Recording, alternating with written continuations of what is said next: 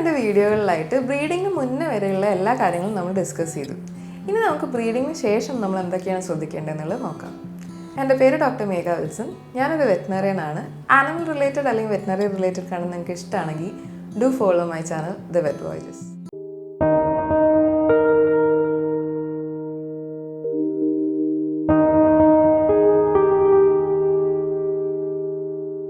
ബ്രീഡിങ്ങിന് ശേഷം ഏകദേശം 57 മുതൽ 72 ദിവസം വരെയാണ് നായയുടെ പ്രസവകാലം. ഞാൻ കഴിഞ്ഞ വീഡിയോയിൽ പറഞ്ഞ പോലെ പ്രൊജസ്ട്രോൺ എസ്സേ ഒക്കെ നോക്കിയിട്ട് ഓവുലേഷൻ ഡേറ്റ് അനുസരിച്ചിട്ടാണ് നിങ്ങൾ പ്രസവകാലം നോക്കുന്നതെങ്കിൽ 62 മുതൽ 64 ദിവസം വരെയാണ് നായയുടെ പ്രസവം.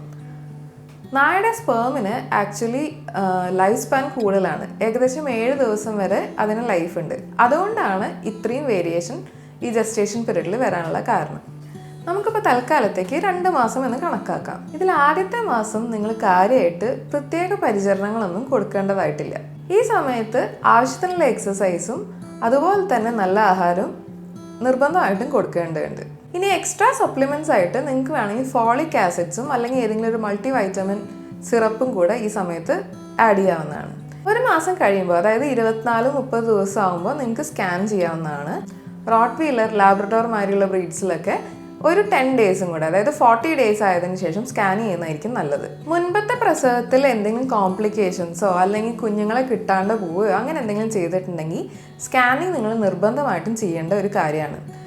എന്നാണ് പ്രസവം ഉണ്ടാവുക, അതുപോലെ തന്നെ കുഞ്ഞുങ്ങളുടെ ആരോഗ്യസ്ഥിതിയൊക്കെ നോക്കാൻ വേണ്ടിയിട്ട് സ്കാൻ ചെയ്യുന്നത് നല്ലൊരു കാര്യമാണ്. സ്കാനിങ് ചെയ്തതുകൊണ്ട് നമുക്ക് എത്ര കുഞ്ഞുങ്ങളുണ്ട് നായ്ക്ക് എന്നുള്ളത് അറിയാൻ പറ്റില്ല.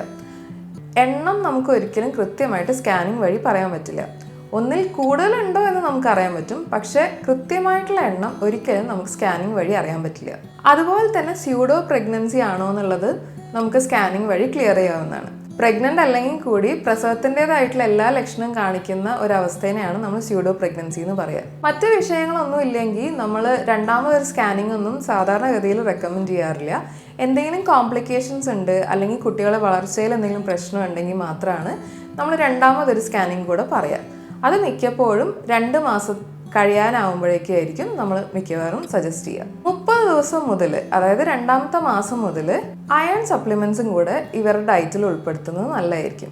അനീമിയ അല്ലെങ്കിൽ രക്തക്കുറവ് അതൊന്നും ഉണ്ടാവാണ്ടിരിക്കാൻ വേണ്ടിയിട്ട് ഇങ്ങനെ അയൺ സപ്ലിമെൻറ്റ്സ് കൊടുക്കുന്നത് നല്ലതാണ്. ആദ്യത്തെ 5-6 ആഴ്ചകൾ കുഞ്ഞുങ്ങൾക്ക് വലിയ വളർച്ചയൊന്നും ഉണ്ടാവാനുള്ള സാധ്യതയില്ല, അതായത് 1.5 മാസം വരെ. പക്ഷെ അതിനുശേഷം കുഞ്ഞുങ്ങളുടെ വളർച്ച സംഭവിക്കുന്നതുകൊണ്ട് തന്നെ 2ാമത്തെ മാസം മുതൽ ഏകദേശം ഓരോ ആഴ്ചയിലും 10% വെച്ചിട്ട് സാധാരണ ഭക്ഷണം കൊടുക്കുന്നതിൻ്റെ കൂടുതൽ കൊടുക്കേണ്ടതായിട്ടുണ്ട്. അതായത് പ്രസവ സമയം ആകുമ്പോഴേക്കും ഏകദേശം സാധാരണ ഭക്ഷണം കഴിക്കുന്നതിൻ്റെ 30% കൂടുതലായിട്ട് വേണം നായ കഴിക്കാൻ. കുറേ അധികം കുട്ടികളുണ്ട് വെച്ചാൽ അവരുടെ വയറിൻ്റെ കപ്പാസിറ്റി കുറയാൻ സാധ്യതയുണ്ട്. അതുകൊണ്ട് ഒരുമിച്ച് ഇത്രയും ഭക്ഷണം കൊടുക്കുന്നതിന് പകരം പല തവണകളായിട്ട് ഭക്ഷണം കൊടുക്കുന്നതാണ് എപ്പോഴും നല്ലത്. ഇനി ഒരാഴ്ച മുന്നെങ്കിലും പ്രസവിക്കാൻ പറ്റുന്ന രീതിയിൽ കുറച്ച് ശാന്തമായിട്ടുള്ള സ്ഥലത്തേക്ക് നായനെ മാറ്റുന്നതാണ് എപ്പോഴും നല്ലത്. നമുക്ക് ഇതിന് വേണ്ടിയിട്ട് ഒരു വെൽപ്പിംഗ് ബോക്സും കൂടെ ആ സ്ഥലത്ത് വെച്ച് കൊടുക്കുന്നത് നല്ലതാണ്. വെൽപ്പിംഗ് ബോക്സിൻ്റെ വലുപ്പം എന്ന് പറയുന്നത് കുഞ്ഞുങ്ങൾ പുറത്തു പോകുന്നത് തടയും വേണം, എന്നാൽ ഈ അമ്മ അതിൻ്റെ ഉള്ളിൽ ഇരിക്കുന്ന സമയത്ത് തല പൊക്കി നോക്കി കഴിഞ്ഞിട്ടുണ്ടെങ്കിൽ പുറത്തേക്ക് കാണാൻ പറ്റുന്ന രീതിയിലുള്ള ഒരു ബോക്സ് ആയിരിക്കണം. നമുക്കിനി ഇതിൻ്റെ ഉള്ളിൽ വേണമെങ്കിൽ ന്യൂസ് പേപ്പർ കീറിയതൊക്കെ ഇട്ട് കൊടുക്കാം. അപ്പോൾ പ്രസവ സമയത്ത് ഉണ്ടാകുന്ന അഴുക്കൊക്കെ നമുക്ക് ഈ ന്യൂസ് പേപ്പർ കളയുന്നതോട് കൂടിയിട്ട് വൃത്തിയാക്കാൻ സാധിക്കുകയും ചെയ്യും. പിന്നെ ന്യൂസ് പേപ്പർ ആകുമ്പോൾ വലിയ ചിലവില്ലാണ്ട് എല്ലായിടത്തും കിട്ടുന്ന ഒരു കാര്യമാണ്. ഇനി മറ്റൊരു കാര്യം എന്ന് പറയുന്നത് കാൽഷ്യം ഈ സമയത്ത് കൊടുക്കണമെന്നുള്ളതാണ്.